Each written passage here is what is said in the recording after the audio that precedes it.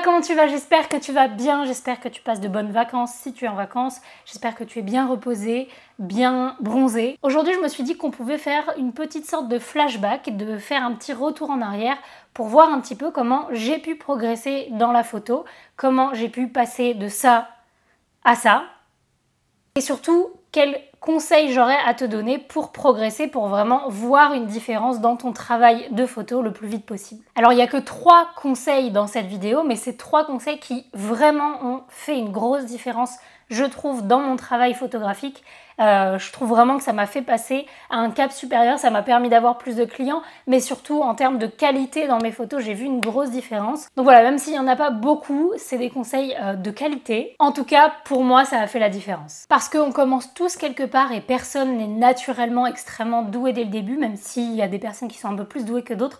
C'est normal qu'il y ait eu un stade où on était moins bon, et d'ailleurs, quel que soit le travail, le métier, la passion qu'on a, hein, que ce soit du sport, de l'art, c'est normal d'avoir un niveau de débutant et ensuite de progresser et de devenir meilleur. C'est comme ça que ça fonctionne, c'est en pratiquant qu'on devient meilleur, qu'on apprend de ses erreurs. Et donc du coup, si je peux faire en sorte que mon expérience puisse vous aider pour que ça accélère votre progression, pourquoi pas. Cette vidéo est en partenariat avec Squarespace. Squarespace, c'est une plateforme d'hébergement et de création de sites internet qui vous permettra de faire un portfolio en ligne et un site professionnel, élégant et efficace. Squarespace a des dizaines de templates de qualité pour vous faciliter la création, que vous soyez photographe, modèle, maquilleur ou autre.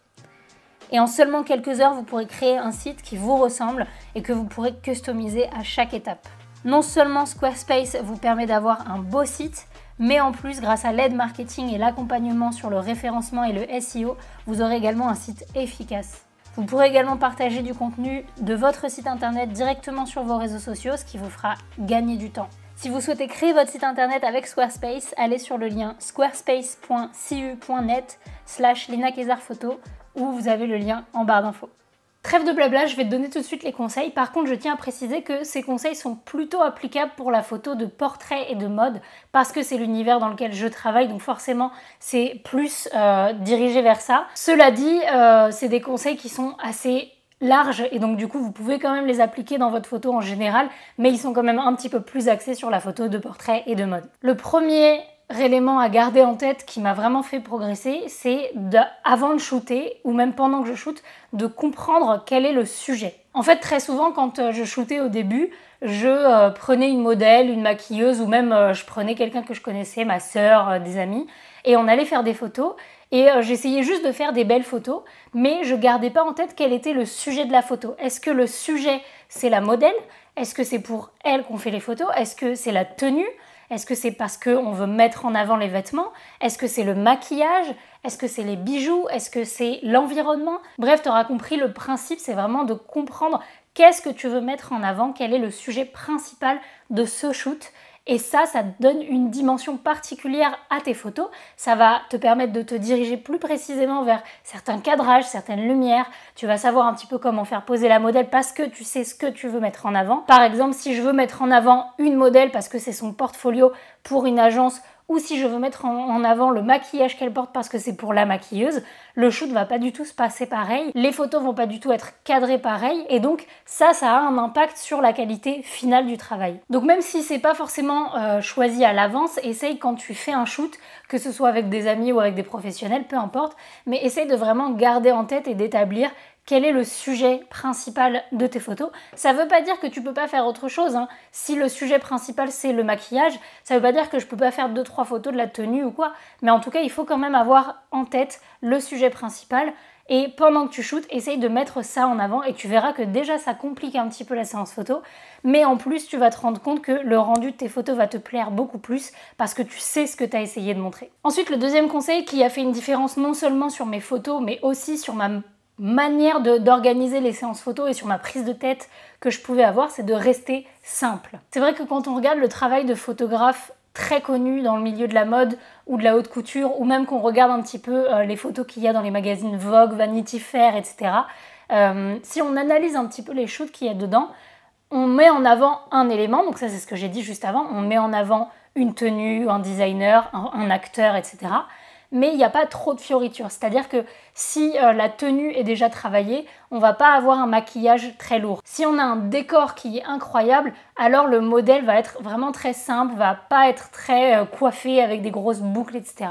Et c'est ça que je trouve très intéressant et que je trouve qualitatif. Je sais que c'est peut-être brutal hein, ce que je vais dire, mais en fait je trouve que quand on en fait trop sur et le maquillage et la coiffure et la tenue et la retouche, parce que ça prend en compte aussi, bah ça fait cheap. Alors quand je dis simple, ça veut pas forcément dire terne, hein, ça peut être des tenues très colorées, mais du coup si vous décidez de mettre en avant une tenue très colorée, gardez le reste du stylisme très doux pour ne pas avoir un petit peu trop d'informations en fait sur la photo. Et donc je dis ça aussi pour la retouche, parce que c'est vrai que j'ai vu un gros progrès dans mon travail de retouche quand j'ai arrêté de faire 10 000 calques sur Photoshop, quand j'ai décidé de baisser l'opacité de mes chromis pour essayer de rendre quelque chose de léger. Je vous montre juste un exemple de avant-après, mais c'est vrai que avant j'aimais bien... Alors après c'est des styles différents, hein, soyons bien clairs, mais avant j'aimais bien les couleurs très pétantes, les tons rouges un petit peu trop forts, et aujourd'hui je trouve que le fait de l'atténuer, ça rend un petit peu plus quali, un petit peu plus...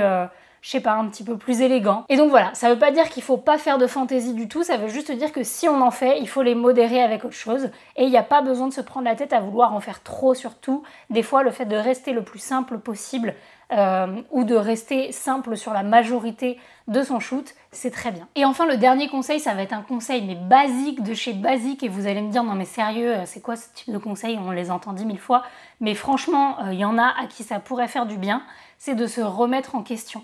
Alors, j'ai l'impression que dans le milieu de la photo, et c'est peut-être dans plein de milieux, hein, mais j'ai l'impression que dans les photographes, il y a deux écoles. Il y a ceux qui se remettent trop en question et qui n'ont pas assez confiance en eux, et ça, il y en a beaucoup d'entre vous, malheureusement, il faut prendre confiance en votre travail.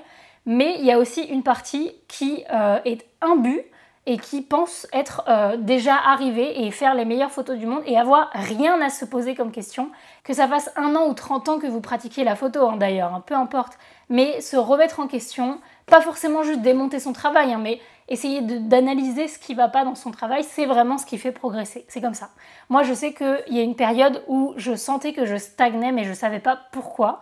Et du coup, j'ai déjà demandé l'avis de personnes externes. Ça, c'est quelque chose que vous pouvez faire. Il y en a beaucoup qui me demandent de critiquer leur travail. Malheureusement, je ne peux pas trop le faire individuellement, donc je vous fais les vidéos, je critique vos photos.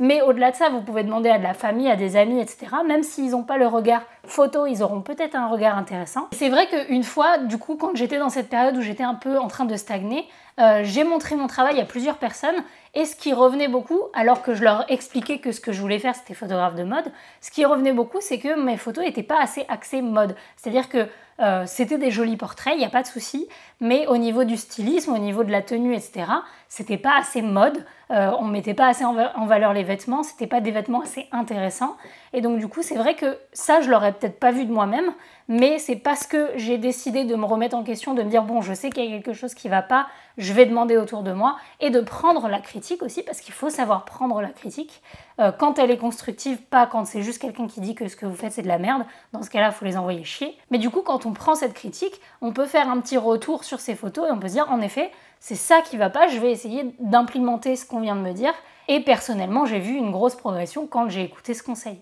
Donc peut-être qu'on vous a déjà fait des critiques comme ça, qu'on vous a déjà dit écoute moi je trouve que, je sais pas moi, la modèle elle pose trop, ou alors tu retouches trop tes photos. C'est difficile à entendre, hein, on est d'accord, mais le fait de se remettre en question, c'est ce qui fait progresser, quel que soit le milieu dans lequel on travaille. D'ailleurs, c'est aussi pour ça que j'ai créé une communauté Facebook, je vous en ai parlé dans plusieurs vidéos, mais c'est pour ça que j'ai créé ce groupe qui est ouvert à tous. Il y a juste besoin de répondre à une question, mais il est ouvert à tous, pour tous ceux qui sont passionnés de photos, que vous soyez modèle, maquilleur, photographe amateur, professionnel. C'est justement pour qu'on puisse partager ensemble, demander des retours sur notre travail, etc. Donc si ça t'intéresse, n'hésite pas à t'inscrire, je te mets le lien en barre d'infos. Sur ce, merci beaucoup d'avoir regardé la vidéo. Si tu n'es pas abonné, ce qui est le cas de beaucoup d'entre vous qui regardent ces vidéos, eh ben abonne-toi, ça ne coûte rien. Et puis si à un moment tu as envie de te désabonner, tu pourras toujours te désabonner. Mais en tout cas, si tu aimes le contenu en rapport avec la photo, je pense que c'est une chaîne pour toi. Et à défaut de t'abonner, tu peux toujours mettre un pouce, parce que c'est toujours très gentil de mettre un pouce sur les vidéos des gens, et nous, ça nous aide beaucoup. Voilà, comme d'habitude, moi je te fais des bisous. Ciao!